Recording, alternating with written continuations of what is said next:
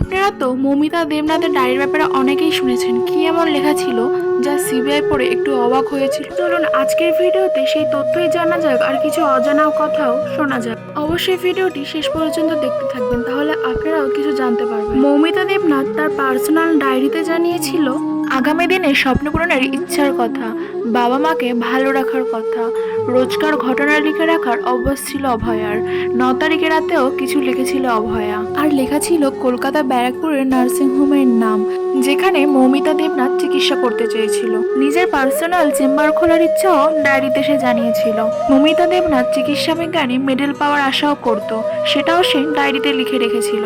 CBI তার ডায়েরিতে এসব পড়ে একটু অবাক হয়েছিল। আর সব থেকে বড় অবাক করা কাণ্ড হলো খুব তাড়াতাড়ি নাকি তার বডি সৎকার করা হয়েছিল।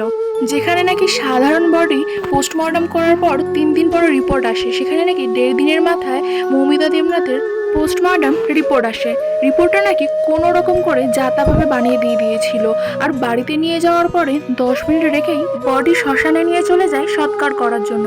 যখন সিবিআই গিয়ে শ্মশানের মালিককে জোর করে কথাগুলো আদায় করার জন্য, তখন যে পুলিশ নাকি তাকে ভয় দেখিয়ে হুমকি দেখায় বডিটি তাড়াতাড়ি সৎকার করার জন্য।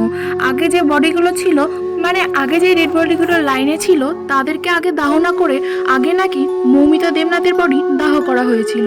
আর এটা নাকি তাকে জোর করেছিল করার জন্য। সিবিআই এখন এটা নিয়ে তদন্ত করছে, কেনই বা পুলিশ তাদেরকে জোর করলো বডিটি তাড়াতাড়ি দাহ করার জন্য।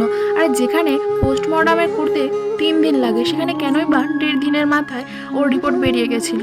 সিবিআই এখন এটা নিয়েই তদন্ত করছে, আর সামনে এটা নিয়ে খুব বড় একটা খবর আসতে চলেছে। আর মৌমিতা দেবনাথকে যেখানে মার্ডার করা হয়েছিল, তার পরের দিন নাকি সেই দেয়ালটি ভাঙা হয়েছিল।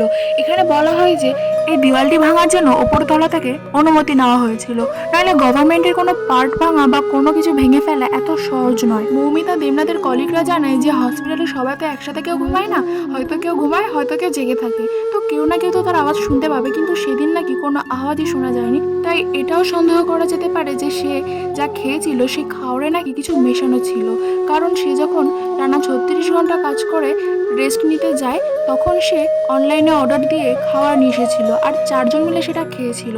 আর তার সাথে যারা খাবার খেয়েছিল তারা বা কোথায় ছিল, তারা কেন তাদের আওয়াজ শুনতে পায়নি? মানে মৌমিতা দেবনাথের আওয়াজ কেনই বা তারা শুনতে পায়নি? যেহেতু একসাথে তারা খেয়েছিল, তাহলে কি তার খাবারে কিছু মেশানো ছিল? এই কথাটাই উঠছে।